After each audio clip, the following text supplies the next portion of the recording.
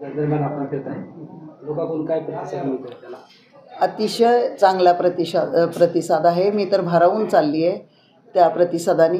आत्ता मी गोळेगाव येथे आलेली आहे आणि गोळेगावला काही तरुणांनी पक्षप्रवेश केलेला आहे माझ्याकडं आणि त्यांची खूप इच्छा होती की ताईचं काम करावं.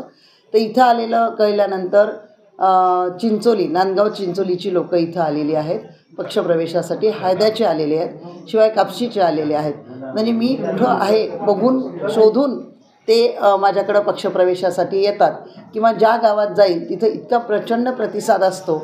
आत्ता तर इथं चांगला प्रतिसाद होताच, पण काल रात्री फुलवळ येथे सभा होती. तर अनबिलिव्हेबल, म्हणजे मला विश्वासच बसत नव्हता की एवढी मोठी सभा फुलवळ येथे. त्याचबरोबर सकाळी लाठीखुर्दला पण होती. आणि नुसती सभेला गर्दी असणं ही गोष्ट वेगळी, किंवा कोणाला सांगून येणं ही गोष्ट वेगळी, पण स्वतःच्या मनाने येणं आणि स्वतःला असं वाटणं, स्वतःमध्ये उत्साह येणं की ताईचं काम करायचं, तो प्रतिसाद मला खूप दिसतो आहे. ह्या सगळ्या गावांची जी मी नावं सांगितली ती आपल्या आमदार श्यामसुंदर शिंदे साहेबांनी जो विकास केला त्या विकासाला तोड नाही. आणि साहेबांकडे गेल्यानंतर कुठलंही काम होते त्यांच्या खांद्याला खांदा लावून आशाताई पण प्रश्न सोडवत असतात आणि गेले 5 वर्ष ते अनुभवतात आणि त्याच्यामुळे ही एवढी गर्दी आहे. ताई, पुरुषोत्तम दादांनी आपल्याला काल सपोर्ट दिलेला आहे, तर त्याच्याबद्दल आपण काय सांगाल? हो, आमचे भाचे पुरुषोत्तम यांनी मला सपोर्ट केला. मी त्यांची आभारी आहे. आणि मराठा समाजाचं जे त्यांनी कार्य केलं किंवा जे काय समाज उपयोगी केलं त्याचा फायदा निश्चित मला होईल आणि होत आहे. कारण सगळ्या मराठा समाजाच्या लोकांना माहिती आहे की आम्ही पण सगळ्याच म्हणजे समाजासाठी पण आणि सगळ्या गोष्टीत साठी पुढाकार घेत असतो, कामं करत असतो. तरी त्यांना योग्य उमेदवार असा आशाताई शिंदे वाटल्या, म्हणून त्यांनी सगळ्यांचा विचार घेऊन आम्हाला सपोर्ट केलेला आहे. साहेबांनी बऱ्याच ठिकाणी वेगवेगळ्या कामांचं उद्घाटन केलेलं आहे आणि आपण सांगताय की भरपूर अशी कामं झालेली आहेत, तर त्या कामाची पावती म्हणून परत एकदाचा आपल्याला सर्व जनता आशीर्वाद देईल, त्याबद्दल काय? नक्कीच, म्हणजे 100% तुम्ही कुठल्याही गावात गेलं तर माझ्यापेक्षा लोकांकडून तुम्ही ऐकाल की कामं कशी केली. आणि गेल्या 60 वर्षात जेवढा निधी कुणी आणला नव्हता तेवढा आमदार श्यामसुंदर शिंदे साहेबांनी प्रत्येक गावामध्ये समजा 5-10 लाख मिळत असेल तर तिथं 50-60 लाख रुपये, आणि कुठं 20-1 लाख रुपये मिळत असेल तर तिथं 2-2 कोटी 4-4 कोटी, जिथं आवश्यक आहे तिथं 10 कोटी रुपयाचा सुद्धा निधी छोट्या छोट्या गावामध्ये गेलेला आहे. तर अशी विकासाची कामं आणि जोही कोणी आमच्याकडे येईल भेटायला त्याची काय समस्या आहे ते बघून आम्ही ताबडतोब सोडवतो. तर तेही सगळं बघून प्रचंड प्रतिसाद आहे. या ठिकाणी सिटीचा आवाज जो जास्त प्रमाणात दवाखान्यांमध्ये वाजत आहे, म्हणून अजित पवारची दांडी असं लोक म्हणत आहे, त्याबद्दल काय सांगतात? हो, मी पण ऐकलं आणि TV9वरती ब्रेकिंग न्यूज होती.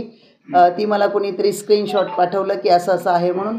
कदाचित तसं असावं किंवा मला माहीत नाही, कारण मलाही गेल्याबरोबर लोह्यामध्ये मी पेनूरला सभा होती म्हणून गेले होते. तर बरेच जण पळत आले सांगायला की कोणीच नाही आहे, गर्दी नाही आहे.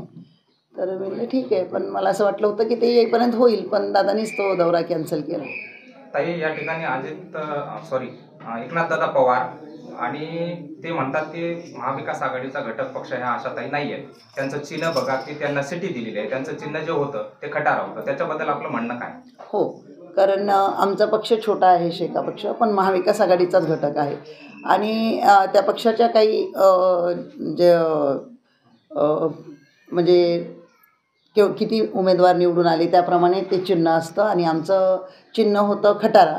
पण तुम्हाला माहिती आहे की आजकाल बऱ्याच पक्षांची चिन्ह गोठवल्या गेलेत, म्हणून ते काय नाही आहेत का महाविकास आघाडीत किंवा युतीत आहेतच.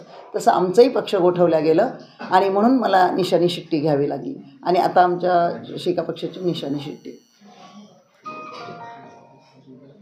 या ठिकाणी अनेक कार्यकर्ते आपल्या पक्षामध्ये प्रवेश करतात. आणखी कोणी सपोर्ट देईल असं वाटतं? बरेच जण देतील, बरेच जणांची चर्चा चालू आहे, पण आपण घ्यावा का नाही ह्याच्यावर थोडंसं विलंब होत आहे. तर बघू, म्हणजे सगळ्यांचं काय मत पडेल, जे मला सांगतील किंवा गाईड करतील किंवा माझ्याबरोबर चर्चा करतील त्या पद्धतीने आपण बघू. पण बऱ्यापैकी सगळे आहेत तयार. या मतदारसंघामध्ये कोणाचं आव्हान वाटते का आपल्याला? अजिबात नाही, कारण तुम्ही कुठेही गेलं तर प्रत्येक गाव सांगते आम्ही 70% ताई तुमच्यासोबत आहोत. एखादा आमचा कार्यकर्ता वरचा जसं मी म्हणाले ना की आपल्या इकडचा नांदेड जिल्ह्याचा एक नेता BJPत गेला आणि असं सगळ्यांनी सांगितलं गेलं की आता काय हे तर सीट येणारच, पण पूर्ण मराठवाड्यातल्या सीट येतील. पण त्याचं तुम्ही परिणाम बघितला की नेते जरी गेले तसं आमचा एखादा 2 वरचा कार्यकर्ता जरी गेला. आत्ताच चिंचोलीचंच उदाहरण बघा, एक आमचा कार्यकर्ता गेला पण सगळं गाव आले, ते म्हणे आम्ही तुम्हाला त्यांच्यापेक्षा 1.5 पट मतदान करून देतो की नाही मग बघा म्हणे. म्हणजे याचा अर्थ लोकांचा प्रचंड प्रतिसाद आहे आणि जनता जागरूक झालेली आहे. जनतेला माहिती आहे की आपण कशाला मत देणार आहोत, तर विकासाला मत देणार आहोत, आपले प्रश्न सोडवणाऱ्यांना मत देणार आहोत. बाकीचे उमेदवार शक्ती प्रदर्शन करत अनेक तापा घेऊन लोहा कंधारमध्ये फिरत आहेत, पण स्वतःच आपण एक उमेदवार असून प्रत्येक गावोगावी प्रत्येक नागरिकांना आपण स्वतः भेट देतात. याच्यामुळे आपल्याला काय वाटतं की लोकांमध्ये परिवर्तन होईल का? नाही, मी भेटत आहे म्हणजे मी पण जिथं बोलवलं तिथंच जाते आहे. पण माझं एकच आहे की मी असं गाड्या बिड्या घेऊन फिरत नाही. मला काल म्हणाले काही जण मागे गाड्या आल्या, 2 म्हणलं अरे कशाला आल्या, नाही म्हणे आता तुम्ही उमेदवार आहेत एकटेच कशाला. म्हणलं नाही नाही नाही गरज नाही, ते तुम्ही तिथंच थांबा. काही गाड्या दाखवल्याने काही होत नसते. दिखावा आणि आमच्या कुठल्याच वागण्यात दिखावा नाही आहे. तुम्ही पूर्ण 5 वर्षाचा काळ बघितला तर आम्हाला सगळे सांगत होते की 5 लाखाचं जर काम आणलं तर नारळ फुटल्या जायचं, पाटी लावल्या जायची.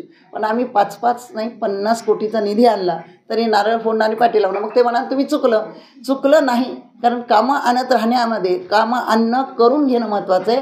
पाट्या लावणं हे साईड बाय साईड होत राहते. लोक अनुभवले की लोकांना कळतं की हे काम साहेबांनीच आणले, हे काम ताईंनीच केले.